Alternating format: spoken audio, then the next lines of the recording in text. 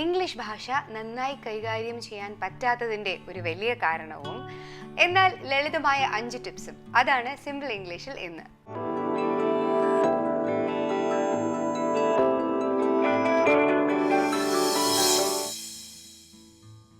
English ഭാഷ എന്നല്ല ഏതൊരു കാര്യവും നമുക്ക് ആദ്യമായി പഠിക്കുമ്പോൾ വളരെ സങ്കോചമുണ്ടാകും അല്ലേ? കാരണം നമ്മൾ ഒരു കാര്യം ആദ്യമായി ചെയ്യുമ്പോൾ ശരിയാവത്തില്ല, തെറ്റ് വരും, നമുക്ക് തന്നെ തോന്നും അയ്യോ എനിക്കത് നന്നായി ചെയ്യാൻ പറ്റുന്നില്ല. അപ്പോൾ അത്രയും ഒരു കഴിവോടുകൂടി ചെയ്യാൻ പറ്റാത്തത് കൊണ്ട് നമുക്കൊരു ബുദ്ധിമുട്ടുണ്ടാകും. ഇങ്ങനെയുള്ള കാര്യങ്ങൾ കൊണ്ട് 2 കാര്യങ്ങൾ സംഭവിക്കാം. ഒന്നുകിൽ നമ്മളത് ശ്രമിക്കാതിരിക്കും, അല്ലെങ്കിൽ നമ്മൾ ഇത് ഒക്കെ മറികടന്ന് ശ്രമിച്ച് മറുവശത്തെത്തും. പ്രധാനമായും കൂടുതലായും സംഭവിക്കുന്നത് ഈ ശ്രമിക്കാതിരിക്കുക എന്നുള്ളതാണ്. ഇത് തന്നെയാണ് ഇംഗ്ലീഷ് എന്ന ഭാഷ നന്നായി സംസാരിക്കാൻ കഴിയാത്തതിൻ്റെ ഒരു വലിയ കാരണവും. ഈ സാധനം ഉപയോഗിച്ചാൽ മാത്രമേ ശരിയാവത്തുള്ളൂ, സംസാരിച്ച് മാത്രമേ നമുക്കത് ശരിയാക്കി എടുക്കാൻ പറ്റുള്ളൂ. അപ്പോൾ ആദ്യം സംസാരിക്കുമ്പോൾ തെറ്റ് വരും, ഉച്ചാരണം ശരിയാവില്ല, ഒരു സെൻറ്റൻസ് പൂർണ്ണമായി നമുക്ക് പറയാൻ പറ്റിയെന്ന് വരില്ല, കാരണം വാക്കുകൾ കിട്ടില്ല. എന്തുകൊണ്ടാണ്? നമ്മളിത് പ്രയോഗിക്കാത്തത് കൊണ്ടാണ്. അപ്പോൾ ആദ്യം നമുക്ക് മാറ്റേണ്ടത് ഈ ഒരു വലിയ തെറ്റായ ധാരണയാണ്. ഇംഗ്ലീഷ് ആദ്യമായി സംസാരിക്കുമ്പോൾ തെറ്റ് വരണം, വാക്കുകൾ കിട്ടില്ല, തീർച്ചയായും കിട്ടില്ല. സെൻറ്റൻസസ് ചിലപ്പോൾ നമുക്ക് ഉണ്ടാക്കാൻ കഴിഞ്ഞെന്ന് വരില്ല, തീർച്ചയായും വരില്ല. അപ്പോൾ അറിയാവുന്ന ഭാഷ വെച്ച് മിക്സ് ചെയ്ത് സംസാരിച്ച് തുടങ്ങുക. അങ്ങനെ സംസാരിച്ച് നമുക്ക് പതുക്കെ ഇതിനെ കൂട്ടി ശരിയാക്കി എടുക്കാം. അപ്പോൾ അതാണ് ഇംഗ്ലീഷ് എന്ന ഭാഷ നന്നായി കൈകാര്യം ചെയ്യാൻ പറ്റാത്തതിൻ്റെ ഒരു കാരണം. അപ്പോൾ എങ്ങനെയാണ് നമുക്ക് ഈ ഭാഷ നന്നായി സംസാരിച്ചെടുക്കാൻ പറ്റുക? ആദ്യമായി ഒരു ലക്ഷ്യമുണ്ടാവുക. ഈ ലക്ഷ്യമുണ്ടാവുക എന്നുള്ളത് പറഞ്ഞാൽ പ്രധാനമാണ്. ഒരു വഴിക്ക് പോകുമ്പോൾ കൂട്ടത്തിൽ കുറച്ച് ഭാഷയൊക്കെ സംസാരിച്ച് പോകാമെന്ന് പറഞ്ഞാൽ ചിലപ്പോൾ നിങ്ങൾക്ക് ഉദ്ദേശിക്കുന്ന അത്രയും പ്രോഗ്രസ് ഉണ്ടാവില്ല. അതുകൊണ്ടാണ് നമുക്ക് കൃത്യമായ രീതിയിൽ നമ്മുടെ സംസാര ഭാഷയിൽ ഇംപ്രൂവ്മെൻ്റ് ഉണ്ടാവണമെങ്കിൽ നമുക്കൊരു ലക്ഷ്യമുണ്ടാകണം. ഈ ലക്ഷ്യം നമ്മൾ എഴുതി വെച്ചാൽ ഒന്നുകൂടി നല്ലത്. അപ്പോൾ എന്നത്തെ ദിവസം കൊണ്ട് നമുക്ക് എന്തൊക്കെ ചെയ്യണം എന്നതിനൊരു കൃത്യമായ ധാരണയുണ്ടെങ്കിൽ ഈ ലേണിംഗ് പ്രോസസ്സ് നമുക്ക് വളരെ പ്രയോജനമായിരിക്കും.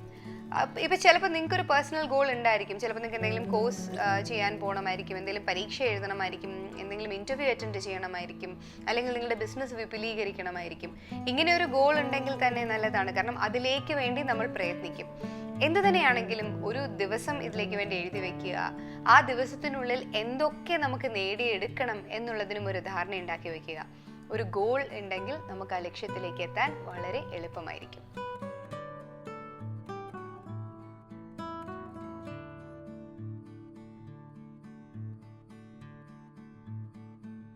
ഇംഗ്ലീഷ് എന്ന ഭാഷ ഇങ്ങനെ അനന്തമായിട്ട് കിടക്കുകയാണ്.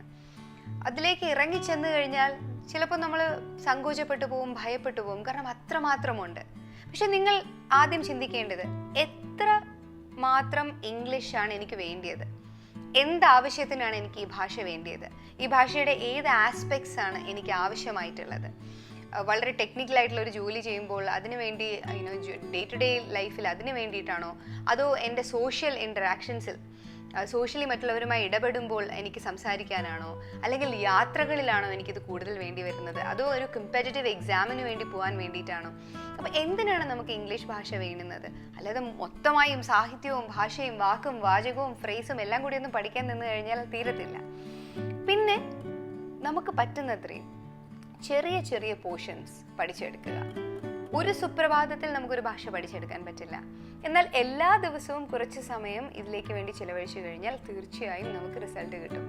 അപ്പോൾ ഐഡൻറ്റിഫൈ നിങ്ങൾക്ക് എത്രയാണ് പഠിക്കേണ്ടത്, എന്നിട്ട് അതിനെ ബ്രേക്ക് ഡൗൺ ചെയ്ത് ചെറിയ പോർഷൻസായി എല്ലാ ദിവസവും പഠിക്കുക.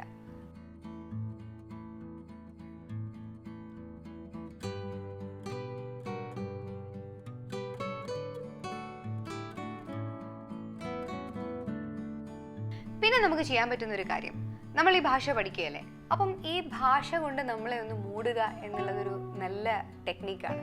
അതായത് നമ്മുടെ നിത്യജീവിതത്തിൽ എവിടെയൊക്കെ നമുക്ക് നമ്മുടെ റീജിയണൽ ലാംഗ്വേജിനെ, നമ്മുടെ കാര്യത്തിൽ മലയാളത്തിനെ ഇംഗ്ലീഷ് കൊണ്ട് റീപ്ലേസ് ചെയ്യാമോ അവിടെയൊക്കെ അത് ചെയ്യുക.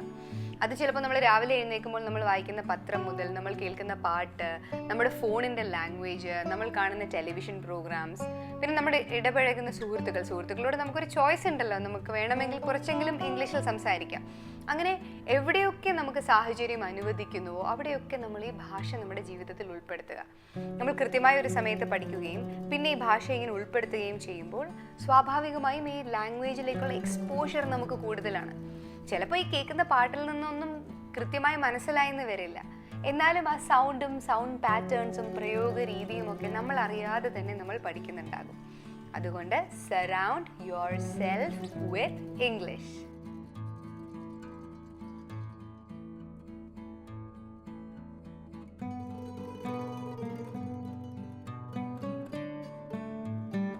അപ്പോൾ നമ്മൾ പറഞ്ഞു നമുക്കൊരു ലക്ഷ്യമുണ്ടാവണം, നമ്മളിതൊക്കെ എഴുതി വെക്കണം, നമുക്ക് മാക്സിമം ഇംഗ്ലീഷിലേക്ക് നമുക്ക് എക്സ്പോഷർ കൊടുക്കണം എന്നൊക്കെ.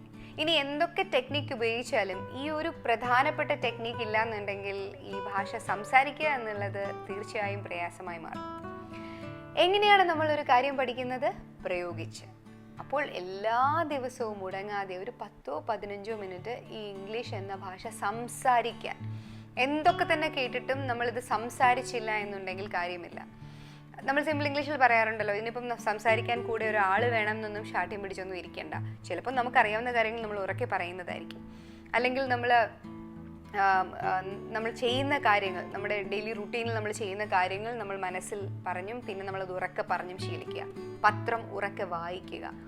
വീട്ടിൽ പറ്റുന്നത് പോലെ ആരോടെങ്കിലും അറിയാവുന്ന ഇംഗ്ലീഷിൽ സംസാരിച്ചു തുടങ്ങുക. അങ്ങനെ ഇതിൻ്റെ ആപ്ലിക്കബിലിറ്റി കൊണ്ട് മാത്രമേ നമുക്കിതിൽ നിന്ന് പ്രോഗ്രസ് ഉണ്ടാക്കിയെടുക്കാൻ പറ്റൂ. ഈ ഭാഷയ്ക്ക് എത്ര നിങ്ങൾക്ക് എക്സ്പോഷർ ഉണ്ടെങ്കിലും, കാരണം എക്സ്പോഷർ സ്കൂൾ മുതലേ നമ്മൾ ഇംഗ്ലീഷ് പഠിക്കുന്നുണ്ട്, എല്ലാ സബ്ജക്ട്സും നമ്മൾ ഇംഗ്ലീഷിലാണ് പഠിക്കുന്നത്. എന്നിട്ടും എന്തുകൊണ്ടാണ് നമുക്ക് സംസാരിക്കാൻ പറ്റാത്തത്? നമ്മളിത് സംസാരിച്ച് ശീലിച്ചിട്ടില്ല എന്ന ഒറ്റ കാര്യം കൊണ്ടാണ്. മലയാളം നമ്മൾ എങ്ങനെയാണ് പഠിച്ചത്? പഠിച്ചല്ലേ, പറഞ്ഞല്ലേ പഠിച്ചത്. ചെറിയ വാക്കുകളിൽ നിന്ന് തുടങ്ങിയല്ലേ നമ്മൾ വാചകങ്ങളിലേക്ക് എത്തിയത്. ആദ്യമേ മുഴുവൻ സെന്റൻസ് ഒന്നും നമ്മൾ പറയത്തില്ലല്ലോ. അപ്പോൾ ഒരു കുഞ്ഞ് സംസാരിക്കുന്നത് പോലെ തന്നെ നമ്മൾ ചിലപ്പോൾ ഇംഗ്ലീഷ് സംസാരിച്ച് തുടങ്ങേണ്ടി വരും. പക്ഷെ സംസാരിച്ച് തുടങ്ങുക എന്നുള്ളത് വളരെ പ്രധാനമാണ്.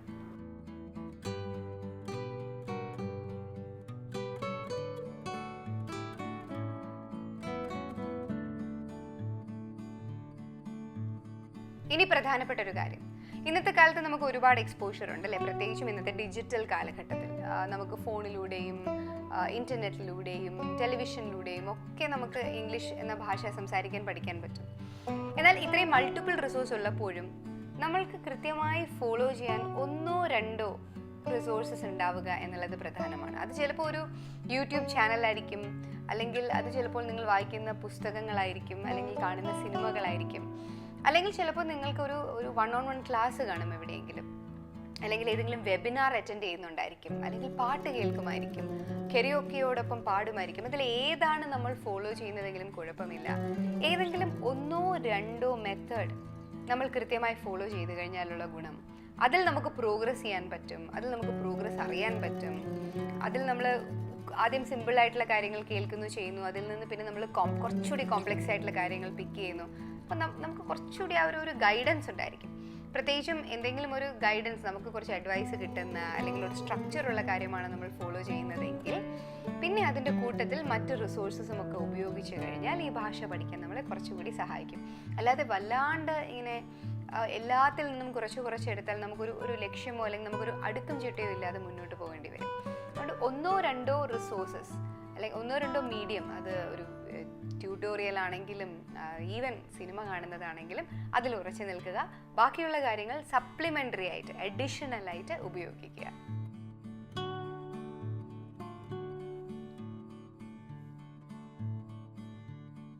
അപ്പോൾ ഇംഗ്ലീഷ് എന്തുകൊണ്ട് സംസാരിക്കാൻ പറ്റില്ല എന്നുള്ളതിൻ്റെ ഒരു വലിയ പ്രധാനപ്പെട്ട കാര്യവും അതുപോലെ തന്നെ ലളിതമായ 5 ടിപ്സുമാണ് നമ്മൾ സിമ്പിൾ ഇംഗ്ലീഷിൽ നിന്ന് നോക്കിയത്. ഈ ടിപ്സൊക്കെ അപ്ലൈ ചെയ്ത് നോക്കുക.